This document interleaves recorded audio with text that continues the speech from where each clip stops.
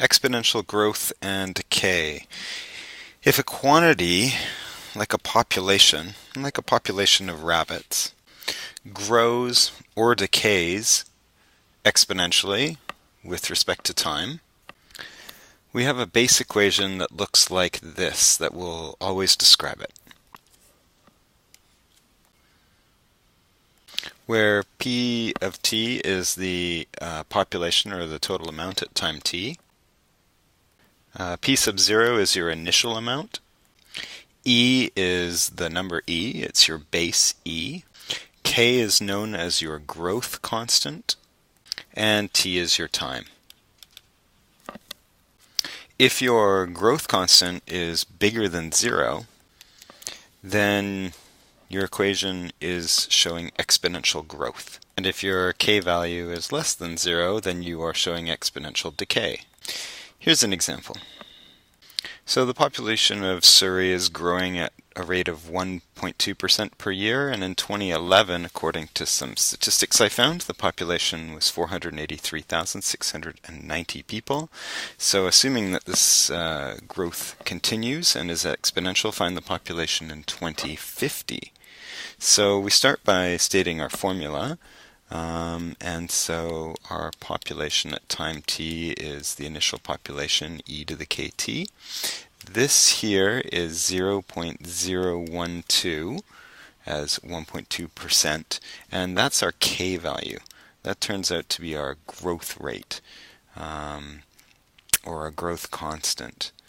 So we know the time is starting in 2011.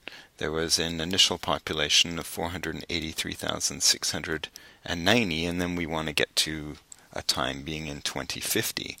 So if I substitute some things in, I get a base formula that looks like this, 0.012t. And now I need to find out the population in 2050, but 2050 is only 39 years of time past our initial.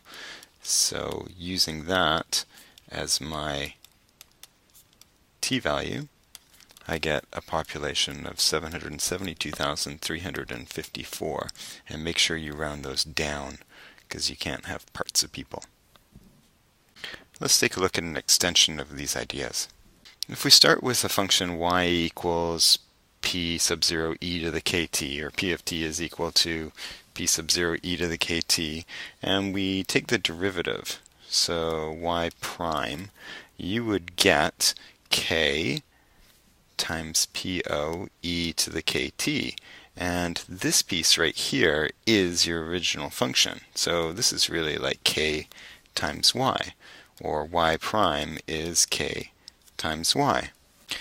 This is a special kind of function in mathematics where if you take the derivative, it's equal to a constant times the original function, and it's known as a differential equation. And if you know that y prime is equal to ky, if you know that the derivative is proportional to the original function, it implies that that original function had to exist, and p sub 0 had to be the initial value. This is a very powerful idea and formula in mathematics. So let's take a look at how it works with an example that's purely numeric, and then with an example of how it's actually used in real life. Okay, we're asked to find all solutions of y prime equaling 5y, and y prime equaling 5y, where you know that y prime is equal to ky, definitely implies that k is 5. And because we have this sort of setup, it also implies that y at time t is po e to the kt. And we already know our k, so po e to the 5t is part of our formula. Now we have to use the initial value. So y sub t is equal to po e to the 5t, but we know y when t is 0 is equal to 1/5, and that means po e to the 5 times 0 would have to be 1/5. This part is equal to 1, and as we stated as above, PO is always the initial value. So that implies that y sub t is equal to, well, PO is equal to 1/5. 1/5 e to the 5t is our initial, or is our solution, all solutions of y prime equaling 5y. Let's move on to an example where we see this in, well, not everyday life, but some people would see this in everyday life or use this every day when calculating certain things. The scientists know that when you drink coffee, when you consume caffeine, that it goes in your bloodstream and that it slowly leaves your bloodstream, and it leaves at a rate that's proportional to the amount present. The more you have, the quicker it leaves. The less you have, the slower it leaves. And you can see here, rate, that's a derivative. Proportional is a part in math that says equal to k. And the amount present, well, the amount present, that's the initial amount that you have. Remember the population formula where you start with this? Well, that's the amount that you have present at time t, which is, in this case, your y value. So as a differential equation, we can start off by writing this part down. We might want to put it as a little bit of a different formula, maybe saying that this is the derivative of the amount that you have, and this is k times the formula for the amount that you have. So again, the rate that the caffeine leaves, so the amount that you have, the rate at which you have that amount, is proportional to, equals k, times the actual amount you have, a of t. And just a little aside, in this case it's leaving, so it's a decay type formula, so we will know that our k value should be less than 0. Follow-up question is, so in this example we want to find the decay constant. So we're finding k if 25 milligrams of caffeine remains in the bloodstream after 12 hours after drinking a coffee that originally had 145 grams of caffeine in it. So here's what we know. We know the formula looks like this.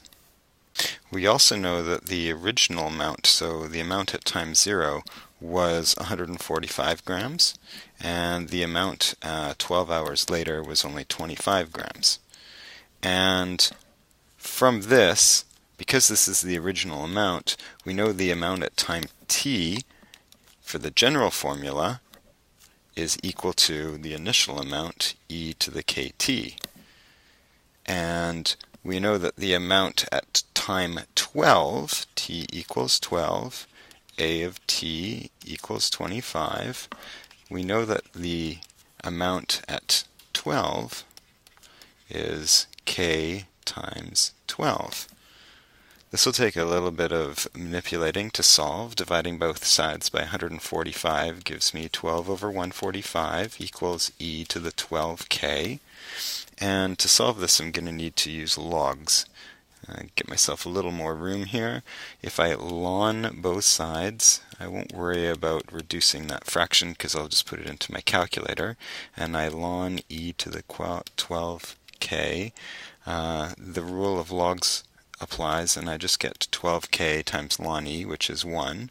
On this side, ln 25 over 145. And if I divide both sides by 12, I'll know my k value. So I'll need my calculator, but I need to do that calculation on it. And I should expect my k value to be negative because it's a decay constant. And I get approximately negative 0.15. So I can now use my original formula and know that the amount at time t is equal to 145 e to the negative 0.15 t. We actually weren't asked to do that. We were only asked to find the decay constant, but we'll need the next formula for the next question. So the last question, imagine yourself, you've had some coffee and you start feeling a little bit tired again and you want to give yourself a boost. And the tired again time turns out to happen when you have about 100 grams of caffeine present. So my last question is, At what time was 100 grams of caffeine present to the nearest minute, or when do I need to have my next cup of coffee? And the solution's going to use this A of t formula, 145, that we just calculated, and now my total amount's going to be 100, and I'm solving, instead of for k, I'm now solving for t. So divide both sides by 145, get e to the negative 0.15t, use the same log trick, take the ln of both sides. This right-hand side becomes, missing a t. This right-hand side becomes negative 0.15t. This part I'll leave for my calculator. And when I divide both sides by negative 0.15, I calculate the solution. And I hope my time is positive when I calculate this. I get 2 point something. Time is in hours, and I have to change that to minutes. So doing a couple calculations, and please go through these calculations and make sure you can do them. I get it rounded to 2 hours and 32 minutes. So that's when I need my next cup of coffee. So it takes about 15 minutes to brew some coffee. So set the alarm for 2 hours and 15 minutes. All right. Enjoy. See you in class.